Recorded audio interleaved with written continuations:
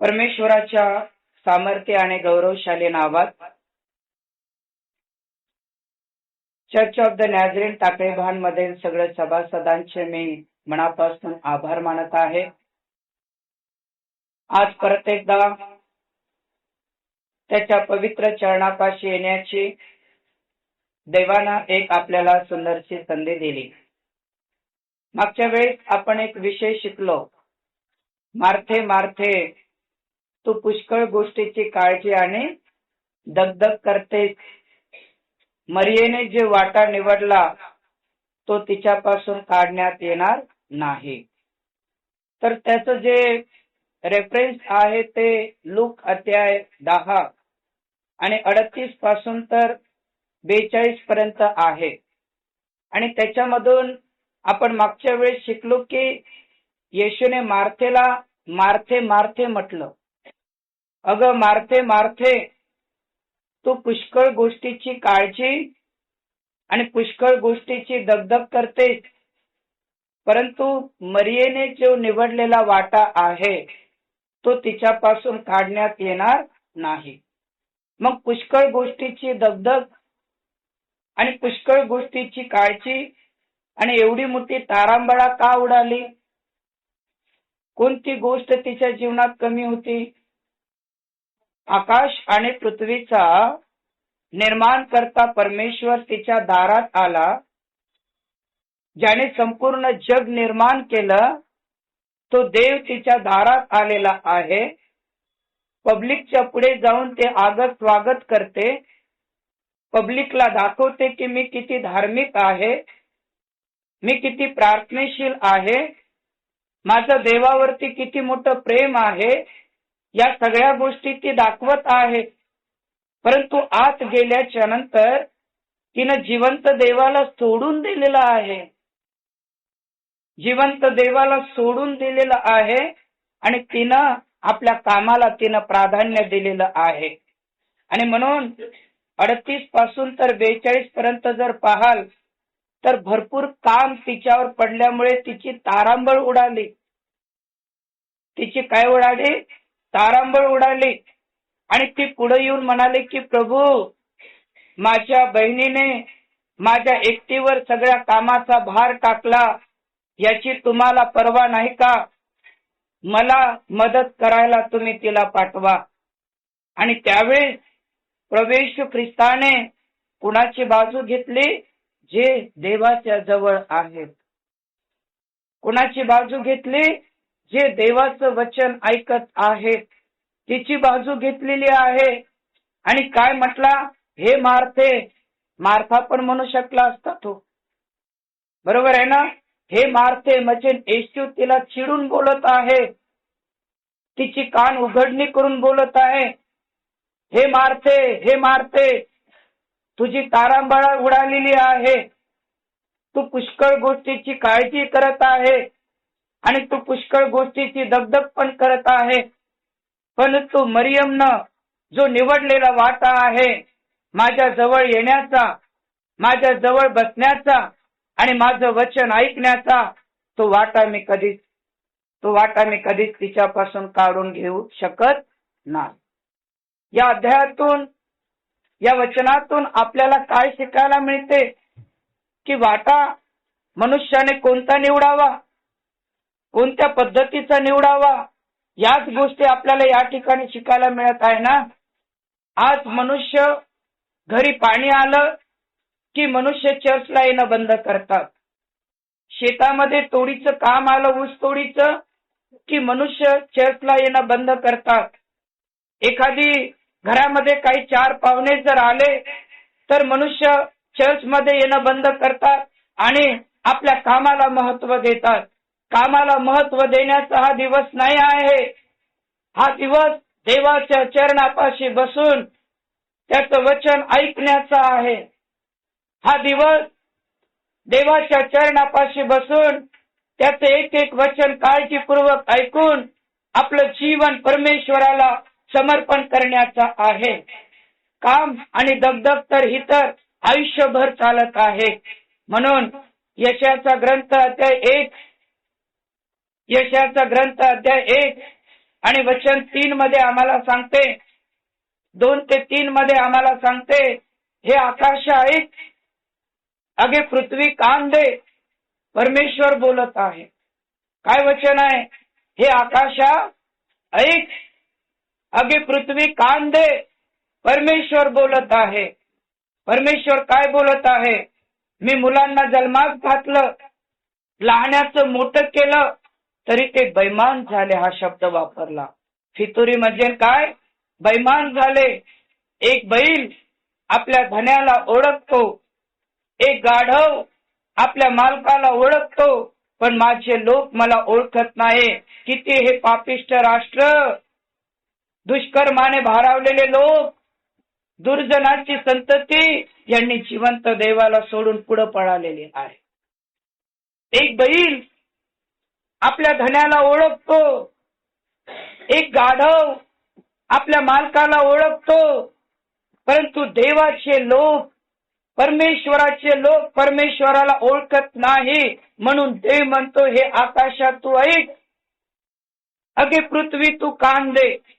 का बरं देव आकाश आणि पृथ्वीला सांगत आहे? कारण देवाचे लोकांना वेळच नाही. माझ्याकडे लक्ष आहे का तुमचं? देवाच्या लोकांना देवाला द्यायला वेळच नाही. कधी त्यांना वेळ भेटेल माहिती नाही, कधी त्यांना वेळ भेटेल समजत नाही. एकदा ही संधी जर मनुष्याच्या जीवनातून गेली रे गेली, एकदा ही संधी मानवाच्या हातातून गेली रे गेली, तुम्ही कितीही रडाल, किती आक्रोश कराल, तरी थेंबर पाणी सुद्धा आपल्या नशिबाला कधी मिळणार नाही.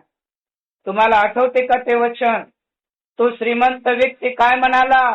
हे बापा अब्रामा, मी तुला विनंती करतो, हे बापा अब्रामा, मी तुला विनंती करतो की तो लाजर माझ्याकडे होता, माझ्या घरी होता, माझ्या दारात पडलेला होता, कुत्री जिथं बांधत होतो त्या ठिकाणी मी त्याला टाकलेलं होतं. आता मला माझी लाज वाटते, मला पश्चाताप होते, आता थोडस पाणी पाठव.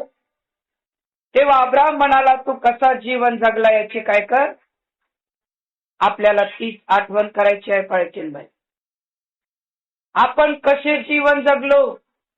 देवाला धरून जीवन जगलो की देवाला सोडून जीवन जगलो? देवाच्या वचनात राहून जीवन जगलो की देवाचं वचन सोडून आम्ही जीवन जगलो? या प्रत्येक गोष्टीची आठवण एक दिवस आपल्याला करायची आहे. का बैलाला आपल्या धन्याची ओळख आहे, कारण लहानपणी मी शेतकऱ्याचा मुलगा होतो.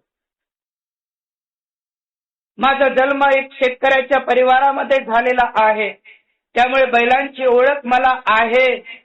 अनेकांचे बैल जेव्हा चारण्यासाठी मला जावं लागे तेव्हा कोणता बैल मारता आहे, कोणता बैल अंगावर येऊन धावतो आणि कोणता बैल गरीब आहे याची सगळी ओळख आहे. आणि एखादी बैल उठून पळाला तेव्हा मालकाला येऊन मी सांगत होतो की बैल उठून पळाला, तो पळाला. मी त्याला धरायला गेलो परंतु तो माझ्या अंगावर येत होता, पळाला. तेव्हा मालक म्हणाला, चिंता करू नको, संध्याकाळी 7 वाजेपर्यंत बैल घरी येईल. आणि संध्याकाळी 7 वाजता तो बैल घरी यायचा आणि दार बंद राहायचे आणि त्या दारापाशी तो हंबरडा फोडायचा. काय फोडायचा तो बैल? धन्याच्या घरापाशी हंबरडा फोडायचा. आणि मालक बाहेर यायचा आणि म्हणायचा, आला का राजा? कोणाचं नाव मोत्या, कोणाचं नाव टिटव्या, आला का? आणि त्याला धरू द्यायचे आणि बांधत होते. म्हणजे एक बैल आपल्या धन्याला ओळखतो, एक गाढव आपल्या धन्याला ओळखतो, पण देवाचे लोक देवाला ओळखत नाही. कारण काम आणि काम याच्या पाठीमाग लागून दगदग आणि दगदग त्यांनी घेतलेली आहे. अरे, कामातून मुक्त करणारा देव घरात आलेला आहे, संकटातून बाहेर काढणारा देव घरात आलेला आहे, सार्वकालिक जीवन देणारा देव घरात आलेला आहे, असंभव गोष्टी संभव करण्यासाठी देव घरात आलेला आहे. जी काळजी, जे दगदग त्यांच्या घरात होते ते पूर्णपणे मिटवण्यासाठीच येशू आला होता ना. बरोबर आहे का पाळकीनबाई? जी काळजी, जी दगदग त्यांच्या घरात होती ते मिटवण्यासाठीच येशू आलेला होता ना. कारण त्याचं बायबल पण सांगते की एखाद्याच्या घरात जर अशांती असेल, निराशा असेल, दुःखी असेल, तर सेवक वर्गांना तुम्ही जा आणि त्यांच्या घरात गेल्याच्या नंतर म्हणा की या घरात काय असो, शांती असो, या घरात शांती असो. आणि जेव्हा देवाचे सेवक एखाद्याच्या घरात जातात आणि शांती घोषित करतात, ते पूर्ण घर शांतिमय होते. परंतु त्या घरात जर शांती नसेल, अशांती, निराशा, दुःख, दगदग, पीडा असेल, तर तुमची शांती वापस येईल. आणि शांती वापस आल्याच्या नंतर परत वापस जायला नाही देवाने सांगितलं, तर ती अशांती, निराशा आणि दुःख त्यांच्या जीवनातून बाहेर काढा. सार्वकालिक जीवनाचे वचन त्यांच्या पुढे मांडा. अनंत काळाच्या वचनाची घोषणा तुम्ही करा. सैतानाचे सर्व बंधन तुटेल, अशांती, निराशाचे बंधन तुटेल, अशा प्रकारची घोषणा तुम्ही करा. यासाठी देवाचे सेवक देवाचं वचन घेऊन देवाच्या लोकांच्या घरी येतात. हे येशूचं शिकवण आहे. आणि तशाच प्रकारे येशू त्या काळात स्वतः आपले पाय घेऊन अशांती, निराशा आणि दुःख बाहेर काढण्यासाठी मार्था आणि मरियमच्या घरी गेला. आणि मरियम मात्र येशूच्या पायाजवळ बसले आणि मार्था आपल्या कामाला गेली. हेच काम आपल्याकडून होतात का? असेच काम आपल्याकडून होतात का? चूल फुकायची आहे, नंतर या. जेवण चालू आहे, नंतर या. घरी अजून कोणी आले नाही, नंतर या. नंतर आले तरी चालेल. या गोष्टी जर आपल्या जीवनात जर घडत असेल, तर आपण मार्थेचा वाटा तर नाही ना निवडला. आणि जर मार्थेचा वाटा जर निवडलेला आहे, तर आयुष्यभर आपल्याला आपल्या कामाच्या राड्यामध्ये गुंडाळत गुंडाळत गुंडाळत गुंडाळत गुंडाळत गुंडाळत शेवटी आपला नाश झाल्याशिवाय राहत नाही. मगर तुम्ही पाहिलं का? ज्यांनी पाहिलं त्यांनी हात वरती करा. सगळ्यांनी पाहिलं. समोर पहा, नाही तर टीव्ही मध्ये पहा, नाही तर मोबाईल मध्ये पहा. मगर हा मगरच असतो. हात वरती करून दाखवाल का? पाहिला का तुम्ही मगर? ज्यावेळेस मगराला पकडतात तेव्हा सगळ्यात पहिले काय करतात? जेव्हा मगराला पकडतात ना, त्यावेळेस सगळ्यात पहिले त्याच्या तोंडावर झेप घेतात. बरोबर आहे ना? असं जे तोंड फाटलेलं आहे ना, त्याच्यावर झेप घेतात. आणि झेप घेतल्याच्या नंतर चिकट पट्टीने त्याचं पूर्ण जे तोंड आहे ते आवळून काय करतात? बांधून घेतात. आवळून बांधून घेतल्याच्या नंतर मगर पळेल, पण इजा करणार नाही. मगर धावेल, परंतु कोणाला इजा करणार नाही. कारण त्याचं तोंड जे आहे, एकदा का सापडलं तर ते पूर्णपणे बांधून एकावर एक घड्या पाडून ते पूर्णपणे त्याला पॅक करतात. तशाच प्रकारे एकदा का जिवंत देवाच्या वचनातून सुटलो की सैतान अशाच प्रकारचे वेड्या टाकून आपल्याला जकरून ठेवल्याशिवाय राहत नाही. आज आम्ही येशूकडे का आलो? कारण देवाने त्याचे सेवक पाठवले. आज आम्ही येशूचं वचन का ऐकत आहोत? कारण देवाने त्याचं वचन घेऊन देवाचे सेवक पाठवलेले आहे. आणि म्हणून तो देवाचा दास, देवाचा पुत्र, देवाचा सेवक आणि शिष्य मार्थेच्या घरी गेल्याच्या नंतर तिचं काम होतं की गुरुजी, माझ्या जीवनातली आडापिडा, माझ्या घरातली अशांती, निराशा, माझ्या जीवनातल्या समस्या, अडचणी, या सर्वांपासून तू आम्हाला बाहेर काढण्यासाठी आला. आम्ही तुला धन्यवाद देतो, आम्ही तुझी स्तुती करतो, आम्ही तुझा जय जयकार करतो. अशा प्रकारे देवाची आराधना करायला पाहिजे होती का नाही? अशा प्रकारे देवाची स्तुती आणि प्रशंसा करायला पाहिजे होते. परंतु ती तिथून उठली आणि कामाला गेले. आणि इतके काम देव घरात असताना, परमेश्वर घरात असताना इतके काम तिच्या अवतीभोवती पडले. आता कोणतं काम करत असेल रेखाची? काय असेल घरामध्ये काम? एक भांडे हा, स्वयंपाक, धुणं, झाडू,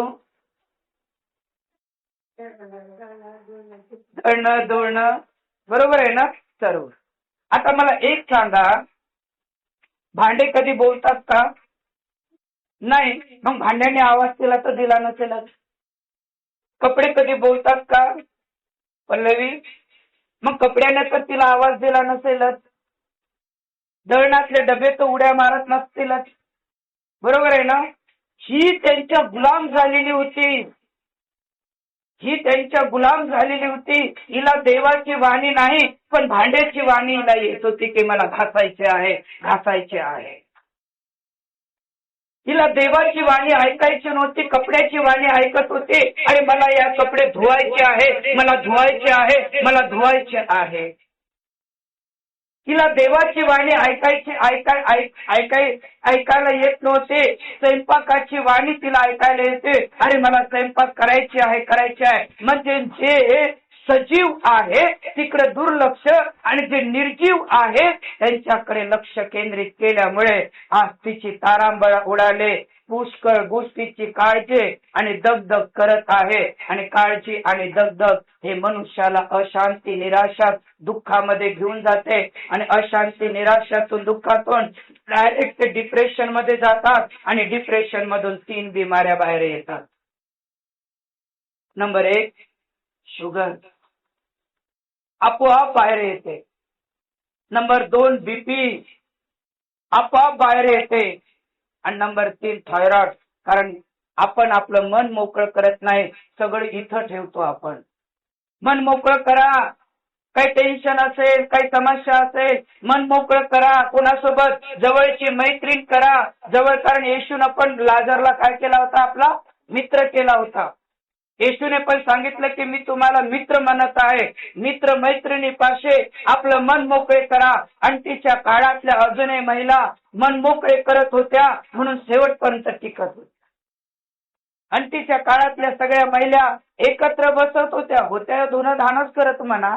तुझ्या सुनेचं असं, माझ्या सुनेचं असं, माझ्या सुनेचं तसं होतं, धुणं धानच करत. बरं का, तेवढंच होतं काम, दुसरे काय नव्हता इतिहास, बरोबर आहे ना. पण मन मोकळं करत असल्यामुळे शेवटपर्यंत जिवंत राहत होते. बरोबर आहे अध्यक्षबाई? शेवटपर्यंत. आज काय झालं? मोबाईल त्यांना घर सोडायला तयार नाही. मोबाईल पाहतो 1 तास हसतो वेड्यासारखा, टीव्ही पाहतो 1 तास हसतो वेड्यासारखा, घरामध्ये एखादी वस्तू पाहतो 1 तास हसतो वेड्यासारखा. आणि मग म्हणतो काय झालं? नाही, ते शाळेमध्ये आहे ना, ते पोरग आहे ना, असं धडकन पडलं आणि त्याची, अरे पोरग शाळेत पडलं ना, आठवण याला घरी आली.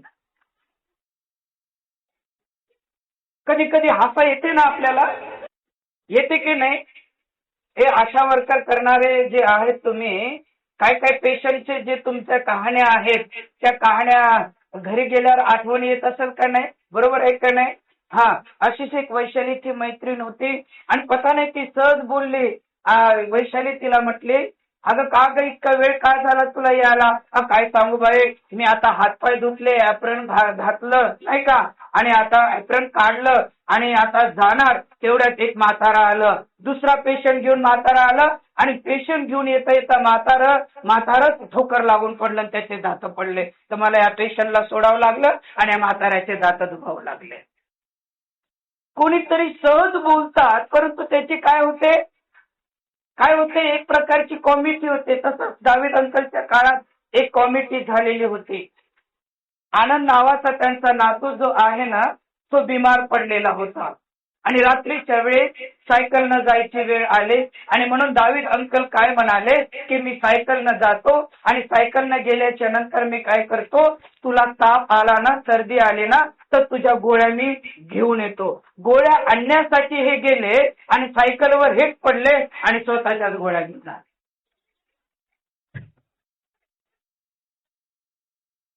या सायकलवरून हे पडले आणि स्वतःच्याच गोळ्या घेऊन आले. म्हणजे एक गोष्टी जी आहे ते कॉमन आहे. वैशू बसतो ते त्यांना चालता येत ना. एक एक कॉमिटी जे आहे ते सहज होते. सहज झालेली चूक हे वेगळी, परंतु येशू ख्रिस्ताला घरामध्ये घेतल्यानंतर, येशूला आपल्या घरात स्वागत केल्यानंतर जर एखादी व्यक्ती जर जिवंत देवाला सोडून जर कामाला जात असेल तर येशूने तिला हाक नाही मारला. मार्केला हाक मारला का? नाही, कारण देवाने सोडलं. जीवन आणि मरण, आशीर्वाद आणि श्राप हे मी तुमच्या पुढे ठेवत आहे. बरोबर आहे ना? अनुवाद 30वा अध्याय वचन 19 मध्ये ते वचन आहे. अनुवाद 30 आणि वचन 19. आकाश आणि पृथ्वीला साक्षीदार ठेवून जीवन आणि मरण, आशीर्वाद आणि श्राप मी तुझ्या पुढे ठेवलेला आहे. तू जीवन निवडून घे, म्हणजे तू आणि तुझी संतती जिवंत राहील. पण तू जर मरण निवडून घेशील तर तू आणि तुझी संतती मृत्यूच्या दाराशी राहील. देवाने निवड ठेवलेली होती मार्तेच्या घरामध्ये. मार्था मरियमच्या घरामध्ये निवड होती की तुला कामाची, म्हणजे कामाची निवड करायची की तुला देवाची निवड करायची. तुला कामामध्ये मरायचं की तुला येशूमध्ये राहून मरायचं. तुला आशीर्वाद हवा की तुझ्या जीवनात श्राप हवा.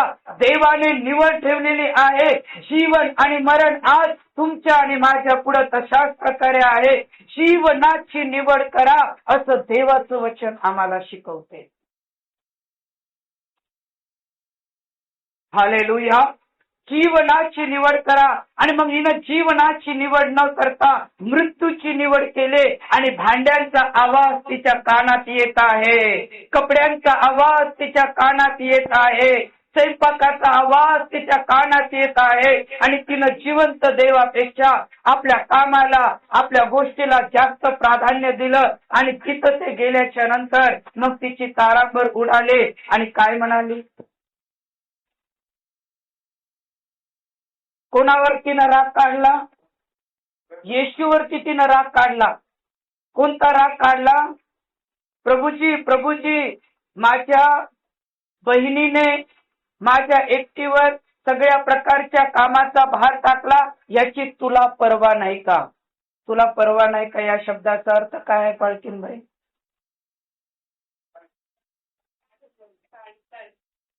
तुला काम धंदे नाही येशू, घेऊन बसलास माझ्या बहिणीला. तुला काम धंदे नाही आहे येशू, घेऊन बसलास माझ्या बहिणीला, याची तुला तरी पर्वा वाटायला पाहिजे ना. मला काम करायला मदत पाहिजे. समजा आता मी आलो मंगलताईच्या घरी, आलो ना प्रार्थनेला, आणि मंगलताईची एक सून माझ्यापाशी बसली. पाळसाहेब हे गाणं, पाळसाहेब हे वचन, पाळसाहेब हे, आणि तेवढ्यामध्ये मंगलताईचं तळपायाची आग गेली मस्तकात. कारण त्यांचा गोरा गोमटा मुलगा ड्युटीहून येईल ना इंजेक्शन देऊन. आणि त्या सुनबाईला म्हणाल, सुनबाईला नाही म्हणणार काय सोनेचं त्यांचं काय 36चा आकडा. बरोबर आहे ना? काय आहे 36चा आकडा. आणि मग मला काय म्हणाल, बाळासाहेब माझं पोरगं 10 तास काम करते, कष्ट करते, मेहनत करते, 7 वाजत आले, आता ते येईल, त्याला भूक लागलेली असेल आणि तो आल्याच्या नंतर त्याला जेवण द्यायचं आहे, आणि याची तुम्हाला पर्वा नाही, खुशाल घेऊन बसले हिला जवळ. अरे बाबा बाबा, परत जाईल का मी? एक उदाहरण कसं वाटत असेल त्यावेळेस. तर अशा प्रकारचे बोल, अशा प्रकारचे शब्द त्यांनी त्या ठिकाणी मांडले की याची तुला पर्वा नाही का? आणि त्यावेळेस येशूने तिला उत्तर दिलं, मार्थे मार्थे, तू पुष्कळ गोष्टीची काळजी आणि पुष्कळ गोष्टीची दगदग करते. मरियेने निवडलेला वाटा तिच्यापासून मला काढण्यात येता येत नाही. कारण मरियमचा वाटा जो आहे तो देवाच्या जवळ बसण्याचा आहे. आणि स्तोत्र 23 आणि वचन 4 सांगते की जो देवाच्या जवळ आहे तो मृत्यूच्या दरीतून जात असला तरी त्याला अरिष्टाची भीती वाटणार नाही. त्याला कुठल्याही संकटाची भीती वाटणार नाही, कारण देव त्याच्या बरोबर आहे, परमेश्वर त्याच्या बरोबर आहे. आणि म्हणून स्तोत्रकर्ता म्हणतो, मृत्यूछायेच्या दरीतूनही मी जात असलो तरी मला अरिष्टाची भीती नाही, कुठल्या संकटाची भीती नाही, कारण माझा देव माझ्या बरोबर आहे. आणि मग जर देव तर आपल्या बरोबर आहे तर मृत्यू सुद्धा आपल्याला पाहून उठून पडेल, अंधकार सुद्धा आपल्याला पाहून उठून पडेल, सैतानाची सर्व शक्ती आपल्याला पाहून उठून पडेल. म्हणून ख्रिस्ताचा वाटा हा आपल्यासाठी फार महत्वाचा आहे. नाही तो उठा उठा उठा उठा उठा उठा, पाणी गरम करा, काम करा, काम करा, काम करा, होईपर्यंत मंगल खरात. आता तरी बोला घरात, उठा उठा उठा उठा, प्रार्थना करा, प्रार्थना करा. एक लहानशी गोष्ट मला आठवते. एका मावशीला दोन सुना होत्या. आणि काय झालं ते, कोंबडा पहाटे 4 वाजता त्याने आरोळी दिली. बरं का सासूबाई, उठा उठा उठा उठा उठा उठा उठा, काय करा, काम करा, काम करा, काम. आणि त्या सुनांना इतका राग यायचा त्या सासूचा आणि त्या कोंबड्याचा लय राग यायचा. ते दहावेळेस त्याला म्हणायचे, तुला पोटभर खायला देतो, जरा 6 वाजता बाग दे. 6 वाजता काय दे, बाग दे. 6 वाजता तू कधी नको देऊ. तरी तो कोंबडा काय ऐकायच नाही, कोंबडा काय ऐकायच नाही. 4 वाजला का तू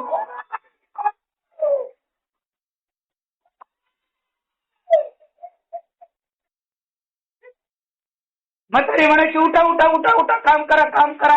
या 2 सुनांनी काय केलं, कोंबड्याला कापडच टाकलं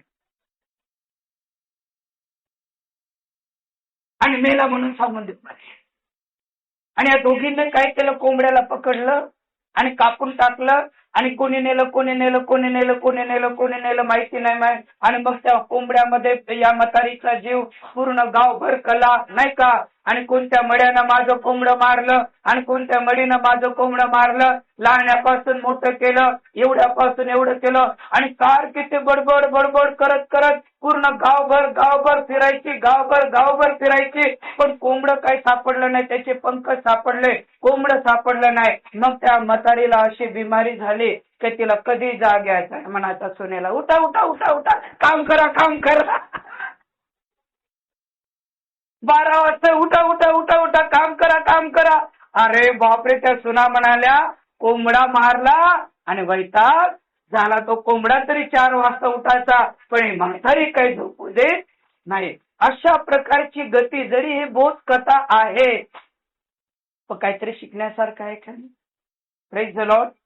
आणि म्हणून उठल्याच्या नंतर कामाला पळण्यापेक्षा देवाच्या सानिध्यात बसून छोटीशी प्रार्थना करणं, एखादी शास्त्र भाग वाचणं, एखादी छोटस गाणं म्हणून परमेश्वराला प्रसन्न करून आपल्या कामाची सुरुवात जर तुम्ही कराल तर त्या कामावर सुद्धा देवाचा आशीर्वाद राहील, तुमच्या शरीरावर सुद्धा देवाचा आशीर्वाद राहील आणि तुमच्या प्रत्येक गरजा तो पूर्ण करेल.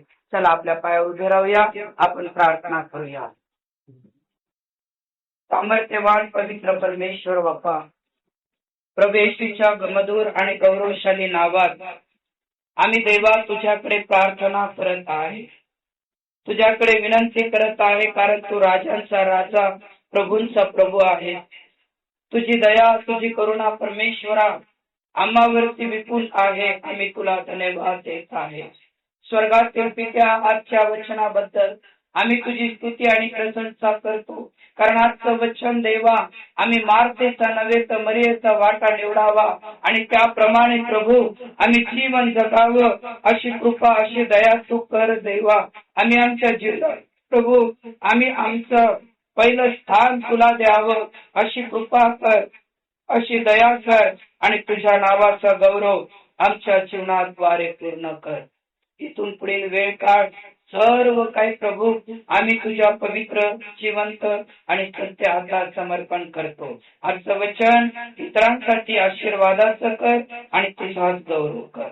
प्रार्थना ऐकलीस, आम्ही तुला धन्यवाद देतो. उद्धार करता प्रवेशो त्याच्या जिवंत नावात प्रार्थना केली बाप्पा, ऐकाने स्वीकार कर. आमेन, आमेन.